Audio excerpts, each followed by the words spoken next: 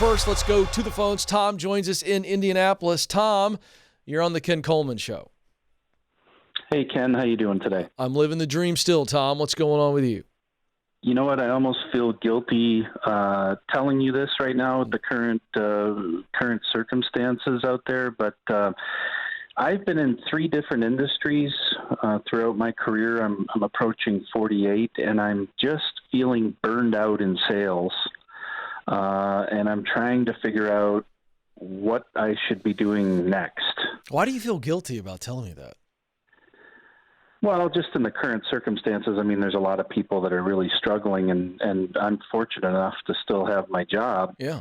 Although there are some concerns, currently I'm in the environmental services industry, and I serve construction companies. So there's a lot of uncertainty right now whether they're going to keep running, whether they're not going to keep running. Right. Okay. I was just curious. First of all, don't feel guilty. It's just, that's not a good emotion for you right now. The fact is you're looking at the future, and we should all be looking at the future on some level right now. We can't just all be, the sky is falling, the world's coming to an end, because it's not. And so you're thinking about the future, and I love this. So don't feel guilty. All right. So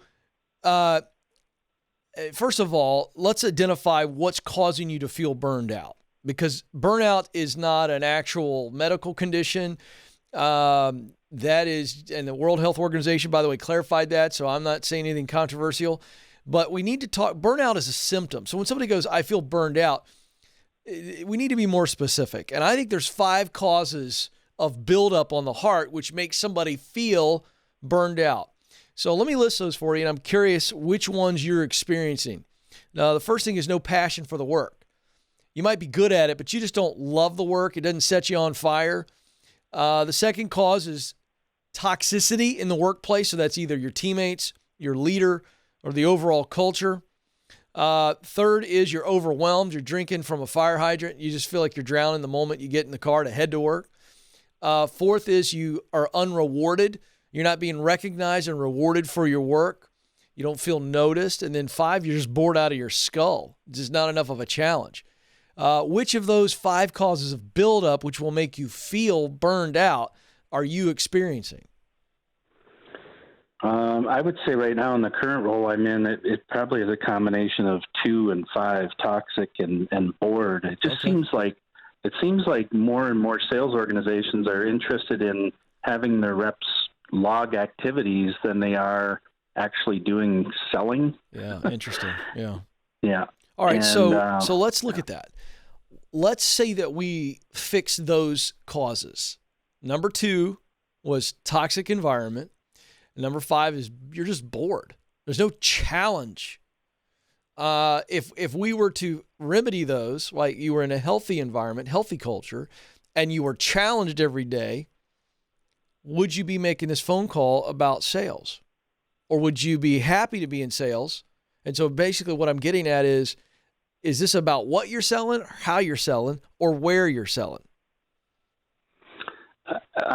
Part of it has to do with where I'm selling. I mean, the current territory is super, super challenging for a number of different reasons. But that I keep going back to the fact that I feel like these organizations, especially large organizations, are just driving the need for us to report activities so they understand or feel as though their reps can be trusted by viewing these activity reports rather than actually helping us focus on the actual selling. Right. So what I'm curious, you said you felt like you might be bored, but you just told us that your region was very challenging. Right. Yeah. Well, then how is that possible? How are you feeling bored if you've got a challenging region? Well, I think the boredom comes in where we have these reporting requirements, and I'm just constantly doing data entry rather than actually out trying to drive business, right? All right. So what's your big question for me? Now that I've got a good sense of why you're feeling burned out, what's your question for me? Well, I'm trying to figure out if I should pivot from sales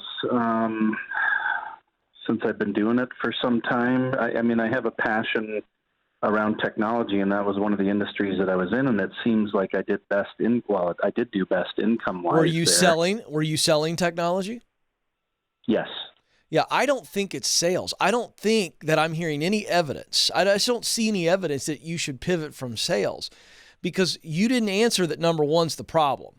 Number one, the number one cause of buildup is no passion for the work. You like selling. I just think that you would actually, let me sell and less paperwork. Salespeople hate paperwork. That's just part of the deal. You're not alone on that deal. You want to be out engaging with people and customers and solving their problems. That's the engagement that you love. You like chasing it down, hunting them, and dragging it back to the cave, right? And so if I'm doing more selling and I'm selling something that I actually believe in and get excited about, I think there's no buildup at all.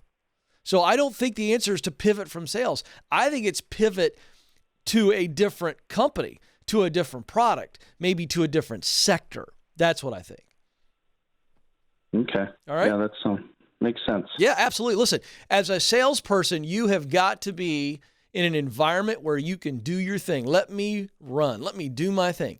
The best environments for salespeople are, listen, I think a straight commission is the best environment, because like, look, we're going to get out of your way. We're going to give you all the tools, all the support we can, but we're just going to get out of your way. You go kill it and drag it home. And you've got to also, that's the environment you got to be in.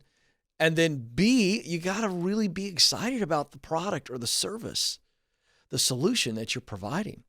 If you get jazzed about that, you become an evangelist. That's like next level up from salesperson. And so I think you're looking for that, Tom, and I think you're going to make more money than you've ever made. Now, in this season right now, hold tight.